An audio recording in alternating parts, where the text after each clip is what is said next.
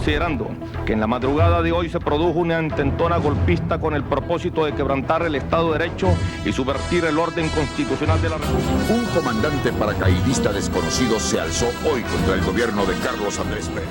Pretendieron dar un golpe para asesinarme. Los revolucionarios atacaron el Palacio de Miraflores. Los uniformados, con ideas de izquierda. Y se rindió por ahora porque los objetivos no fueron logrados. De un grupo de sediciosos, Ambiciosos, facinerosos, grupúsculo, delincuentes. Se condena en una sola palabra: mueran los golpistas.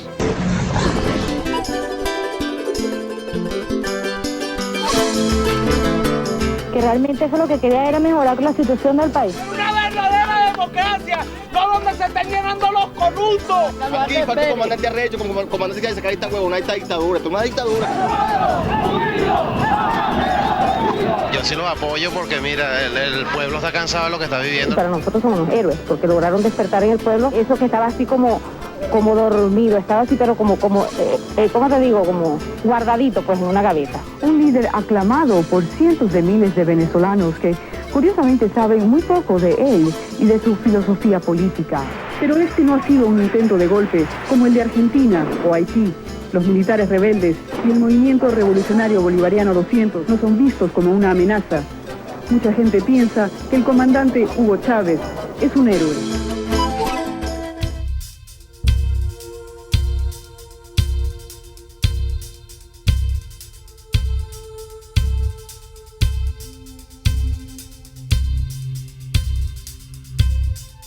Y yo, ante el país y ante ustedes, asumo la responsabilidad de este movimiento militar bolivariano.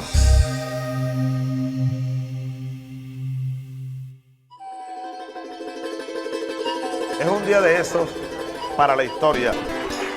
Relámpago interminable, 4 de febrero de 1992.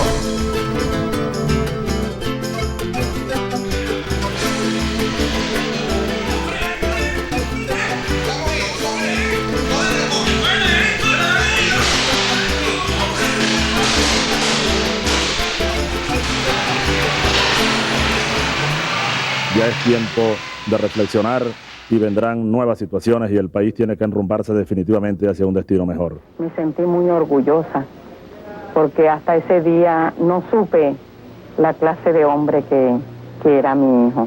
No sabía hasta dónde llegaba su valentía.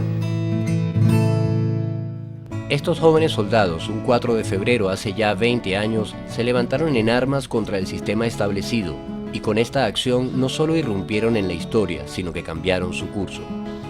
Para conocer lo que pasó en aquellos días los buscamos y algunos de ellos nos contaron la parte de la rebelión que les tocó vivir. Después vamos a escribirlo, ¿no? No toque el izquierdo, son como 4. Sí. Sentate. Tienen que entrevistar a este que era el médico de la unidad. Él no sabía el lío que había, entonces él llegó a las 6 de la mañana con chores. Y cuando ve aquella vaina, ¿qué pasó? No, que hoy no hay trote, compadre. Estamos alzados, estamos en rebelión. Nos encontramos con ellos en los cuarteles donde nació la rebelión. Unos aún son militares activos, otros se encuentran ya retirados, pero todos participando de alguna u otra manera en el proceso revolucionario que vive Venezuela. Nos brindaron un tiempo y abrieron sus archivos y la memoria a nuestras preguntas. Queríamos saber los detalles de la operación militar, sus motivaciones, los preparativos, los obstáculos, los aciertos, los errores, los fracasos y las victorias. ¿Cuál es la pregunta? Es un cuento, verdaderamente. Ahorita porque hay tráfico, pero esa madrugada todo esto estaba libre, ¿no? Bueno, esta historia comenzó acá mismo, en la Academia Militar de Venezuela. La mayoría eran muy jóvenes y todos asumimos la responsabilidad que nos correspondía. Y por eso nosotros podemos conmemorar o celebrar el 4 de febrero, los hechos del 4 de febrero. Se me da razón. Sí, es arrecho. Por eso cuando tú a mí me preguntas el 4 de febrero, no me limito a decirte simplemente lo que pasó. Quieres los antecedentes políticos del país o la situación entre las Fuerzas Armadas. Las motivaciones de esa rebelión militar fueron los atropellos de las personas más necesitadas. No hubiese ocurrido jamás si aquí no se hubiese firmado el Pacto Punto Fijo. El Pacto Punto Fijo es la razón, la causa de lo que aquí ha venido ocurriendo en los últimos 40 años, incluido el 4 de febrero. los partidos políticos del entonces, auspiciados, fomentados y trabajados por el Departamento de Estado norteamericano, hizo en Venezuela un pacto con el objeto de mantenerse en el poder durante toda la existencia de la República, el pacto de punto fijo. Aquí no hay problemas ideológicos. Aquí no tienen por qué separarnos las diferencias inevitables en la controversia política, la voluntad y el coraje del proyecto único y necesario, indeclinable, necesario, imprescindible, una meta y un fin, un portento de grandeza y de riqueza. La gran Venezuela es una posibilidad real. Está delante de nosotros y vamos a alcanzarla. Manos a la obra. Recibo una Venezuela hipotecada. Fueron 40 años exactos, pues, desde 1958 hasta 1998. Manejaron el petróleo y lo entregaron a los intereses transnacionales. Unos gobiernos que no estaban en función de los intereses de un pueblo. Donde se estaba generando un proceso de privatización, se estaba generando un proceso de transnacionalización. O los intereses, más claro, del imperio, pues.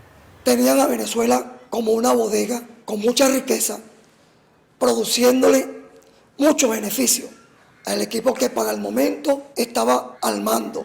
Acción Democrática, como podría ser COPEI. Los pobres servían únicamente para ir a votar cada 5 años. Los veían como que esas personas no tenían derecho a más nada, sino a obedecer a lo que decía la burguesía, a lo que decía esa gente de la alta sociedad, de la clase pudiente. Entonces yo decía, ¿pero por qué? Si el hecho de que de repente yo sea más pobre no quiere decir que yo no tenga derecho a la salud. Entonces eran esas cosas que yo no entendía.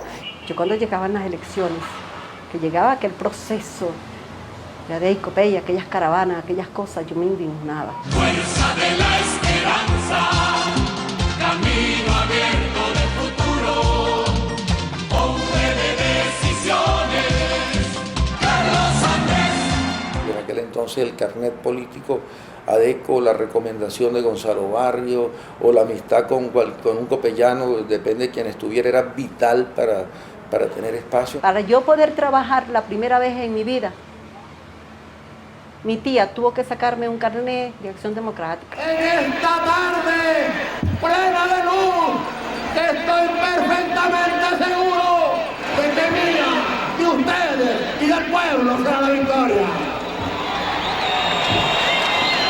Pero cuando yo veía todo eso, de verdad que decía, ¿hasta cuándo? Pero es que es una miseria, era algo tan grande que no era justo.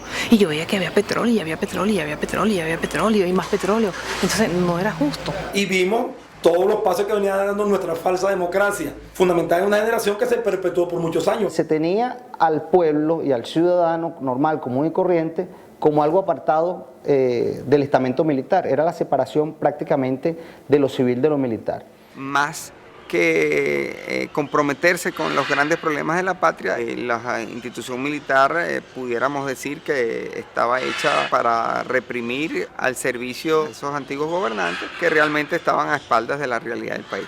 El ejército venezolano tiene la particularidad de que nutre sus cuadros de oficiales de gente del pueblo, de personas que venimos de las clases bajas, del interior del país, que hemos estudiado en liceos públicos y que traemos la realidad de ese pueblo en nuestra sangre. Porque es que uno estaba viendo la opresión. Una de las causas que quizás lo llevan a uno a eso es que tú estabas aquí como capitán y aquí no alcanzaba la comida para los soldados. Un abuso total, los militares éramos realmente tratados como un preservativo, así mismo ellos lo decían, que decían que esa era la forma como nos manejaban a nosotros los militares. Era evidente que había mucho deterioro en cuanto a los valores, mucho deterioro en cuanto a la economía.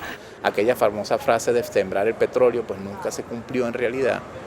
Lo sembraban en otra parte porque el pueblo no sentía esa siembra, no sentía el beneficio. Y era triste pues ver una sociedad tan hermosa, pero que estaba estancada en manos de personas que no hacían nada sino desangrarla y desfalcarla. Mucha gente pasaba hambre. En aquella oportunidad uno veía que la gente comiera hasta perrarina.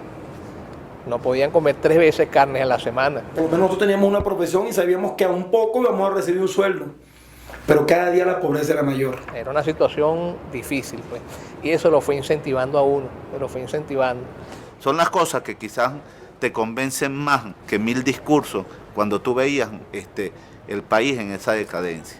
todo eso se iba como que acumulando, eso fue como un detonante. Entendíamos que algo tenía que suceder. Incentivar que algo diferente pasara, porque no podíamos seguir como estábamos. Verdaderamente no confiamos en los coroneles, no confiamos en los generales. Era el sentimiento de la mayoría de los profesionales, era el sentimiento de nosotros, los oficiales del cuadro medio. Habían ciertos oficiales que nosotros sabíamos desde la escuela que tenían un ascendiente moral alto con todos los compañeros nuestros. Habían sido nuestros instructores en la escuela, habían sido, si se quiere,